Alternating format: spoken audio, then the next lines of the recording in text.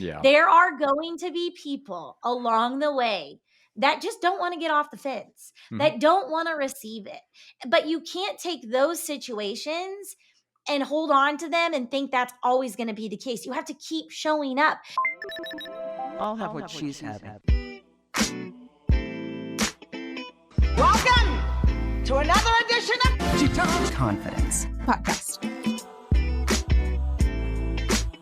It is Tony. You are back. This is the She Talks Confidence podcast.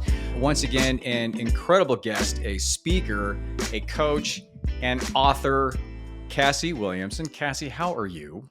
Hi, I'm so glad to be here. I'm doing great. How are you doing? I'm doing great. And when it first came over to what you did and what your book is about and stuff, I thought, we're like in the same exact bucket of helping people out in our thought process and the mindset stuff and all that. Cassy is the author of Unapologetic. Cassy, how long has that been out? Okay, it's not officially out until Oh, okay. October Well, 28th.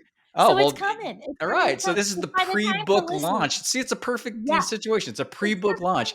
You have a summary about it on the website, and I want to throw that out because I think it's very poignant, and it's going to lead into what we're going to talk about today. So if that's okay with you. Yeah. Unapologetic is part memoir, part mindset shift, and all heart. After years of feeling like you didn't fit in the leadership mold, Cassy realized the need for more. A community of bold, authentic leaders who believe that being unapologetically yourself isn't just powerful, it's the key to fulfilling your purpose and empowering others to do the same. And you had a little comment from a friend and cohort of yours, Ryan Estes, who's a keynote speaker and an author. He says that this isn't a book, it's a permission slip, a powerful personal call to stop waiting for validation and start leading from the inside out, which is exactly what we do. We help people do. Yes. Cassy 100%. reminds us, right? You remind us that authenticity isn't a buzzword, it's a blueprint for impact. And that brings me into my first question. First of all, congratulations on the book, because I wrote a book and it is a monumental task. So congrats on that. Thank you. Thank you. That's a lot. We talk a lot about the buzzwords, right? Mind shift, acceptance, permission, imposter syndrome, and being secure and confident in yourself. It's another thing for people to own those comments. And that's the biggest issue that I have with my clients is the fact that a lot of the women that come in, because it's professional women in leadership roles that I deal with mostly, that are going through transitions and they're getting into situations where now they're feeling like they can't do it. It's an imposter syndrome thing. You take the angle of, hold on a second. You don't have to feel that way because you have that power within. You already have it. Can you explain to me where this book came from? What was the story or the situations behind it that finally got you to say, I need to write this down for other people? For me, there was a series of events that have happened throughout the course of my life that I document in the book. And through each lesson, I coin an unapologetic truth. So, this idea that an experience or a story or a phase in my life then taught me what is the unapologetic truth that I hope readers will walk away with. But for me, the tipping point, that moment of, okay, wait no longer, let's get this done, really happened last summer. I was in a really important call with a very high level leader, C suite, and I got into this call. It was a Zoom meeting, thinking that this was going to be a great conversation. I was doing a lot of speaking events. I was feeling really good about everything that I was putting out into the world. And you ever get on one of those Zoom calls and you're like, oh, something is off. This is not going to Yeah, the be vibe just isn't there, Yes. right? Yeah. I'm like, this is not what I thought it was going to be. And I quickly recognized that I was in trouble. And this leader said to me, I really need you to get serious. I need you to lead up. I need you to stop with the Cassy hands, and he acted them out. That's one of the things that I'm really known for, is these excited hands. And he goes, and I need you to tone it down if you want to be taken seriously by leaders in the C-suite.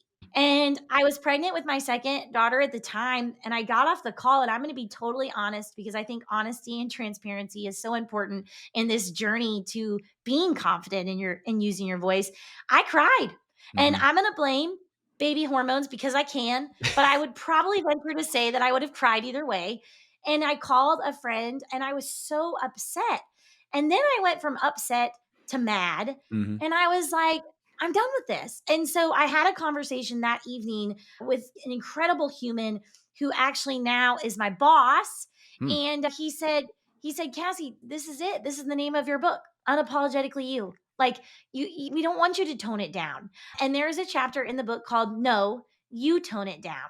And it Mm. was at that point that I was like, I can't keep this message to myself anymore because I was talking to woman after woman, especially in these male dominated industries, which is where I come from. Yeah. And it's like, we don't need to tone it down. We need to Yeah. show up unapologetically as ourselves so we can fulfill the purpose that we've been called to serve. And for me, the one thing that I tell people that you can give the world that no one else can is yourself. So Mhm. stop trying to be someone else. Were you sad and mad because you felt he was right in that moment, or because you felt he was way off and you were being muted? I felt like I was being muted Okay. because I felt like the way that these things were being received from a professional standpoint was really good. Like the feedback that we were Yeah. getting and the surveys. And it wasn't that there was some negative response to my behavior that initiated this conversation. And I talk about this in the book. We have to be receptive to feedback. This Mhm. is not like me saying act however you want. That is not what I'm Right. saying. Yeah. But it is also about recognizing the places and spaces that don't serve who you know you're supposed to be. And Right. I think we all know, I really do. I think we just sometimes avoid discomfort and ignore it. Oh, 100%. That situation is a microcosm of the biggest issue when it comes to women in leadership roles. And the biggest Mhm. issue is women come in with a different set of skills. Women come in with a more rounded and grounded form of understanding. They have the capacity to see things in a broader scale. They have the capacity to blend in emotion for something without it being emotional, if that makes any sense. And a lot of men, especially men that are used to it systematically, how it is, how it has been, are taken back by that, and they get a little defensive on that. And that happens all the time. So the question comes to me from my clients, okay, if that's the case, then how can I be me? Because my own authenticity is the thing really that they want from me. And yet I get into these situations and they're uncomfortable with me being this way. I mean, how do you handle that? How do you balance those two things and express yourself authentically and with the confidence from within, and at the same time play the game? Because that's really what it is. Oh, 100%.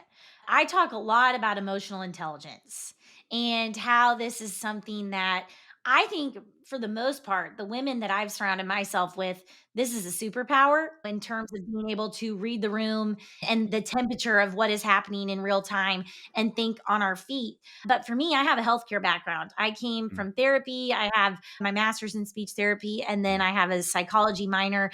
And I've always been really interested in people, specifically allowing people to leverage their voice, especially when they don't feel like they have one. And so, this question to me strikes a great conversation around the idea that if you can leverage emotional intelligence and if you can recognize that not everybody is going to be able to meet your energy. Like, I'm a very high energy person. I don't think that's a secret. Not everyone is going to be able to match it. But if you can leverage connection mhm. that allows people to see what's authentic about you. In a lot of situations, it's going to be received a lot better than if you skipped the connection Yeah. and jumped right into whatever that authenticity was about you. And so for me, I coined this, it's a chapter in the book. I have to love them down. And so I like to connect with people. I like to learn about them. Tony, I went and creeped on you when we first got connected. And I'm like, Right. oh, he's a girl dad. Like this Yeah. guy, I've got two girls. I'm like, I'm Mhm. looking for connection. I'm looking for things that I have in common with people. I was just in a training with this guy. Picture that Southern, that bud that's just Oh yeah. real hard on the outside, real strong Mhm. Southern accent. And people like me freak him out. And I just sat down and I met him where he was. I didn't tone it down. And we just got to talking. And you know Mhm. what I got to talking to him about? His role as a grandpa. Oh, okay. and his favorite thing to do with his grandkids and his farm in Tennessee. And you just started to watch this outside exterior melt away. And then guess what? Everything about me that I love, that I know to be authentic, that I know to be good and true, that confidence, I was able to give to him. And he knew that it was authentic because we had connected. Hmm. And so I think we oftentimes rush the connection and want to jump right into what's great about us. And it's a lot easier to be confident and received well when you've connected first. And it sounds so simple, but we've forgotten this part of it. We We just have. No, it's simple, but it's hard. And I think that brings up a really good point, especially with women. There's a thing about qualifying for some reason, and that the imposter syndrome comes into that. They feel as though they get up to this level, it's surrounded by men most of the time. And they feel as though they have to qualify themselves. They have to promote themselves. They have to be more than themselves. And it comes off Mhm. as that. And I think that can be off putting at times instead of just coming in authentically and giving what you can. And I thought you brought up an amazing point. What you did with the grandpa was you came Yes. in and you read the room. First of all, it sounded to me like you read the room, so it wasn't like you came in and started throwing confetti all over the place and dancing on the right with your high energy. You read the room and you understood, and then what you did was you took it to a higher frequency and you were able to see, him and see the context, and then relate to him on a level where you knew that he would soften. And that creates the relationship between you two. That's a hard thing to do because initially, a lot of times meeting new people, you go in way in your head. And especially with women, Mhm. way in their head, and if they think they have to be a certain way or they'll be taken a certain way or judged. And you didn't do that. Now, how do you get people that reading the book to understand and comprehend and utilize those techniques to have that mindset? Through stories that I've lived or I've seen. And I describe it in the book like Cindy Lou Who in The Grinch. You watch this persistent kindness and the persistence that she had, and then his heart grew three sizes. To me, Hmm. that's the most simple example of this, is that recognizing there are people in our lives right now, and I call them on the fencers. Because they're not the people that are just going to show up and give it to you for free. They're just not. They're going to challenge you. They're going to make you question. They're going to trigger that imposter syndrome in your mind because of the way they're acting.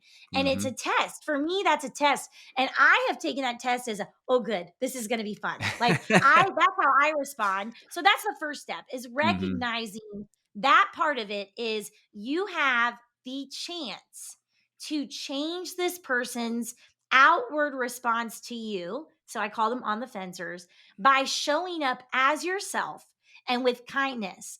And I'm going to say prove them wrong, because I've had to do a lot of that my whole life. I still do. Hmm. People have a really hard time believing that I am really this way. Like, I've had person after person be like, gosh, when I first met you, I'm not going to lie, I just really was having a hard time. Like, that this, and they always do the hands. There's always hands. This was not fake. And they're like, but man, did you prove me wrong? And it's that little piece of it at the end, Tony, that I'm like, Uh-huh. yes, because Right. that's what it's all about. And so this is idea of taking someone from on the fence to Hmm. off the fence, Hmm. and then showing you this side of them, bud, that they weren't Right. going to show everybody Right. else. So, Ex- but I will say, and in the book, I put this because I had to learn this lesson the hard way, and it stinks. It sucks. Not everybody is going to be receptive to this. yeah. There are going to be people along the way that just don't want to get off the fence, Hmm. that don't want to receive it. But you can't take those situations and hold on to them and think that's always going to be the case. You have to keep showing up. It's like going to the gym and then going home and getting on the scale and, oh, I didn't lose 1 pound, so I'm not going to go back. That's not how it works. Right. It's consistently showing up with this mindset that when I am authentically myself, when I show up unapologetically, when I meet people where they are and love them down, that's my little term that I use. We Hmm. will get to see a side of them that they don't show other people. I'll get to be in a space that maybe I wouldn't have gotten to be in otherwise. And knowing that there will be moments it doesn't work, but gosh, when it does, it is worth it. It is worth it. And you will see the benefits of that time and time again. And so I could talk about that all day. Clearly, it's I my know, no, thing. and I love that. In that situation, a lot of times people think it's a game where they have to win somebody over. But I don't think that's the right mindset. I think the Mhm. correct mindset, and tell me if this is where you're at in terms of how you operate. It's not about winning somebody over. It's just about understanding where they're at, but then being okay with who you are and where you're at. And then realizing if you do offer up a connection, then they are more than happy to take it, but that's up to them. And if they don't take it, then you're still okay with it because it's not like you've lost anything. You're just operating within your own positive mindset. That's a big thing for people, especially for people pleasers, especially Yep. We're for, oh covering yeah, in the me, oh, trenches me with too. Oh, them. me too. So is there something that you write in the book to help to instill the confidence that this is my authentic self? I hear that a lot. My clients say, I always say, come from within, your own personal power, your own inner confidence, your true self. And then they say, I don't really know who I am authentically. I have a lot of reflection questions in the book. There's a whole part of it in the back where you can take notes. But throughout the course of the book, I ask people to stop and answer the question for themselves or fold the page over. I go as far as highlight this, fold the Mm, page right now. I'm very direct in that way. And the idea behind that is because when you can accept that you are not meant for everyone, but who you are meant for is where the magic lies. It will be the most liberating moment for you. And I got to practice what I preach sometimes too. And yeah. sometimes that's hard and sometimes Yeah. it's not. I'm going to give you an example. In the introduction of the book, I literally write, I know that this book won't be for everyone. I know that I am not everyone's cup of tea, but that is Mhm. okay because my hope is that for the people it is meant for, it will serve them in a way that I hope changes their life. I put that in the book. Okay. I Mhm. wrote that. It's printed. I've got it. But mind you, and I'm sharing this because I hope it adds a level of relatableness because we are all working on this. It's a conscious effort. I gave the book to a New York Times bestseller, a really big speaker, someone I admired. Okay. And I asked this man to read the book. And I was so excited. And he responds and he was like, I'm sorry, I hate to tell you, but I really don't like the book. I Yeah. don't like the book. You say y'all too much and you talk about God a little too much for me. And I immediately just start crying and call my Mm. husband. Mhm. And I am like, ooh, ooh, and I'm blurting this all this out. He goes, didn't you already say, isn't there a page that's this book isn't meant for everyone? This is my husband's really good at calling me out. It's really important Right, to have an right. accountability Oh, partner in this we're gonna talk about that. journey. Yeah, but We're yeah, going to talk about that. absolutely. Yeah, Absolutely. he is Yeah. 9. He is 9. I have several. I need a lot. It takes a village. And I had this moment where I was like, but yeah, but I really want everyone to like it. I really want everyone to like it. But guess Yeah. what, y'all? Not everyone's going to like it. Not Yeah. everyone's going to like you. Not everybody is going to pick up what you're putting down. Yeah. And that is okay too. That is Yeah. okay. But this is the thing that I tell myself, the people that we are meant to serve, we will serve. And the Mhm. people we're not, we won't, no matter what we do. And I put this in the book, and I think it's really important to remember. And I tell myself this a lot. I tell other people this a lot. It's a great quote that we cannot control the way that people respond, but we can control how we respond to them. Mm. And so for me, it's show up as your best self unapologetically, no matter what. Because at the end of the day, the way someone responds to you is not in your control.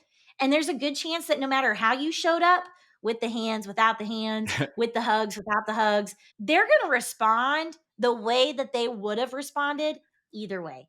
I had the best DMV experience of my life, Tony. And when have you ever heard anyone say that? When the movie Zootopia came out, I was watching it with my daughter The and they had the sloth. Yeah. sloths in the Yeah. DMV. Yeah. I was like, there has never been anything more fitting. I had the opposite experience. I had a great high energy DMV experience. And I met those women like with so much excitement. And the little lady Heather said to me, she goes, you know what? We know that you don't want to be here. And honestly, we don't really want to be here either. But it's all about how you show up. And that's a choice. And I was like, can we put this woman on like a national platform to speak this Oh message my god. Yeah, for the DMV, just make her the poster for child. the DMVs? Seriously? It's a great example because guess what? I could go into all of the DMVs as myself, and no matter where I went, I have no control over how they respond to me back. Yeah, Their choice, not mine. but so many people look at energy out and then they look at everybody as a mirror. Right. So they're like, I'm gonna put 80% of this out or 90% of this out, and I expect 80 to 90 to 100 back because it's a mirror. It just bounces back or it should bounce back. I deserve that, or that's the way it should be. And that's not the case. So it's an expectation thing, right? You Yeah. can't Yeah. really expect that to be the case. And if you are confident and grounded in yourself and you operate at that frequency where you are like, I'm going to be me and I know I have a lot to give, and forget everybody else and it just is what it is, and I'm going to connect with whomever I'm going to connect with, then you're okay with it. But that's a hard thing for a lot of people to get to, that mindset. I know you talk about it a lot in the book. Are there any tips or any techniques or any one thing that you could let people know if they're reading the book? Hey, how do I just become more grounded? How do I just become more okay with my energy level? How do I accept who I really am? I have found there's a lot of self work that has to be done before you can actually pour anything out into anyone else. And I think the mistake women often make, and I've talked about this a lot with women on different podcasts, is that we pour out all the time, but we don't actually do anything to fill up our own cup or do the work for ourselves. And so we're constantly running on like or a quarter of a tank. And Mhm. then we don't ever really fill up all the way. And then we deplete ourselves again. And I always use the car analogy because it's easy.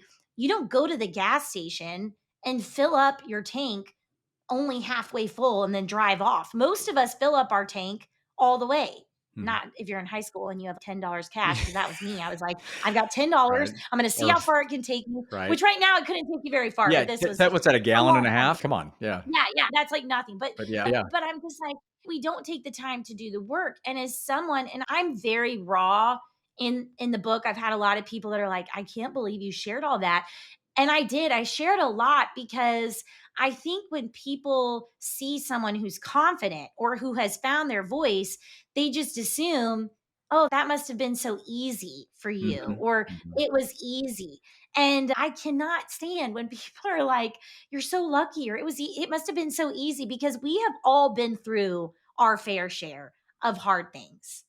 And I think it's important to recognize that if you don't work on and through the hard things, you will never get to the other side. And so I have done the work. I've done the counseling. I've had the accountability from people who love me and really want to see me succeed. I have a very small group and I have a very high expectation to stay in that small group. I will love everybody, but that doesn't mean I trust you enough to help me be my best self. And so it's Mhm. all these little choices you have to make, but it starts with you. And no one else can make that decision but you. Some of the Mhm. people I love the most have not figured that out, and I can't make them. You have to No, decide that I want to own who I am and I want to do the work to make that the very best version of what that can be. and make it a priority. I hope that yeah, I hope that answer was helpful. Absolutely. Oh, That's a no, good one, that Tony. That's a hard one. yeah, it is. Because it's the core issue, right? Yeah. We write books. There's thousands and thousands of books every single year, personal development on how to be more confident, on how to get to the C-suite, all the things that we talk about. You can read the books, and the reason I'm saying this is because I've been there. This is me 30 years ago or whatever, being an only parent and to a girl and trying to and thinking, what the heck am I doing here? And then starting to Right. explore to be a better dad, be a better person. And the clients come to me, and the first thing we try to do is ground them in who they really are. And that's a lot of people come for fixes, especially with couples counseling. They come in to fix. We're arguing about this. How do we fix it? It's not about that, is it? Like you just said, it has to start from within. It has to start from grounding yourself in who you are and accepting. So shockingly, and not so shockingly, people just don't accept who they are. And so there's a lot of masks. There's a lot of placating to other people's exterior validations instead of Mhm. really focusing on, and especially with women, because they tend to deprioritize themselves all of the time, especially moms, All the time. Yeah. all the time. All the And I'm the guilty more, of it. Like, I will not sit here and pretend like no, I put in the book, I'm functioning and fighting. I am right in these yeah, trenches. I have an 8-month-old baby and a 3 going on 13-year-old, and I am in the thick of life. I am in the thick of life right now. And I am very aware of this. And so I want, if there are any moms, especially of like younger kids who you're just trying to get through the day, you're not Yeah. alone. This is not a perfected system, but it's being aware and holding yourself accountable Yeah. that will move the needle day after day. Even the people that write the books, even the professors, even the people that you think are totally enlightened still deal with this crap every single day. We have to Every constantly day. reset ourselves. We have to constantly check ourselves to reground ourselves. It's a marathon. It's an ongoing process. It's not read a book and be Always. better. It never is. Right. Three going on 13. I had one of those. That was Oh my fun. God. Oh, Yeah. I only she had is one gonna be though. now. I'm like, what are you Can you actually? yeah, can you imagine? But I Yeah. want to hit on this before we leave. How important is a tribe to success, to you, to being Mm. unapologetically yourself? Oh my gosh. You know, what's funny is I love this question so much because I'm going to pull it up. It is so important that chapters 12 and 13 are find your tribe, Oh, there it is. and chapter 13, yeah, and this was not planned. We did not It rehearse was this, you not. guys. So It go was us, not. Tony. This No. was not rehearsed. And deep end friends. And I Oh, hey. dig into this concept of finding your tribe and then also leveraging deep end friends. And I'll quickly just wrap on this concept. As women, especially as we grow older, it becomes harder and harder to find good friends. And you will not likely have a tribe of 25 people. If you do, that is amazing. It blows my mind Mhm. now looking at people's like wedding parties where they've got 20 friends lined up on both sides. What a blessing that is. Right. But I will say this concept of deepen friends is one that came to me and I shared in the book. This idea that there are going to be people that you meet professionally, personally, maybe at the conference that you just instantly connect with and you're Mhm. like, oh, these are my kind of people. And you just jump right into the deep end. You're not getting to talk about your dog's name or what your husband does for work. You don't know what town they grew up on, where they went to high school. You're just talking about the big stuff. So I have a tribe, the people that are with me in the trenches. I'm calling them mad at my husband. I'm calling them from the closet, locking myself in there because the kids are driving me nuts. My tribe. But then I also have these deep in friends that I know that it could be 6 months. We hop on a Zoom, they're all over the country, and we just dive right in. We talk about our big goals, the things that are important to us right now, our vision, what we want to do in our business. And it is so important, Tony, to have both of those people, both types of people in your life if you're going to actually do this, because they will breathe confidence into you and you will breathe confidence into them, and they will remind you there's a lot at stake if you sacrifice this idea of being unapologetic. I'm gonna mic drop it there. I had a couple of no, that's it. I just love that. Cassy, that's awesome. Yeah, I can't top that. That's amazing. Cassy Williamson. The book is Unapologetic. And for the record, we did not talk about the tribe thing, right? But that's Mhm. my buzzword too. What I want everybody to think about is this leaving, and maybe we can talk about this after the show. What happens when you continue to expand your life and there are some people in your tribe that don't fit anymore and you feel as though now they're being a drain? What do you do? And how hard is that Yeah, sometimes? I've Sometimes got that's the lots of hardest thoughts. thing. Yeah. Read the book. Hey, there you go. Read the book. Perfect. And I didn't even mean to do that, but I just teased the book. Cassy, thank you so much. I really appreciate it. Can you Thanks tell for having me. everybody, you did mention that the book is going to be out October 28th. I'm assuming it's Amazon and all the rest. Can you let everybody know and then where they can get in touch with you? You can buy the book wherever books are sold. I've got a lot of pre-orders happening right now on Amazon. Just think Cassy spelled like sassy. I've been called Sassy Cassie a time or two. Williamson. I am on Instagram, LinkedIn, Facebook, Cassy, Cassy Williamson. It's pretty easy to find me. And please reach out. My favorite part about what we do, Tony, is we are people. We are not just these far away friends in a screen. Like, I love the DMs. I love the messages. I love connecting Mhm. with people. I would not be in this role if I didn't. So I sincerely mean this when I say, if you feel alone, if you feel like you don't have the tribe, if you feel like you need support, the people like us, Tony, you and I, we are here for you. So don't be a stranger. Don't feel like a weirdo reaching out. That's the whole point of all of this. That's why we get on and do this in the first place. 100% agree. That's Yeah. exactly why we do it. And again, you can reach me if you have any comments or questions, or you want to just chat about something. It's Tony at theconfidencedoc.com. You can go to TonyDufresne.com. If you can spell it, you won't be able to. So you can go to theconfidencedoc.com. I have my book, Surrounded by Idiots, that has been out for 9 years now. And you can find that on Amazon, and that's personal growth and development stuff. Just kind of gives you a guide in terms of that grounding thing. Any other things that I have coming out, to toxic relationship, mini classes and all that stuff, you can find it on the website. And again, it's theconfidentstock.com. Hope these are good, and we will see you later.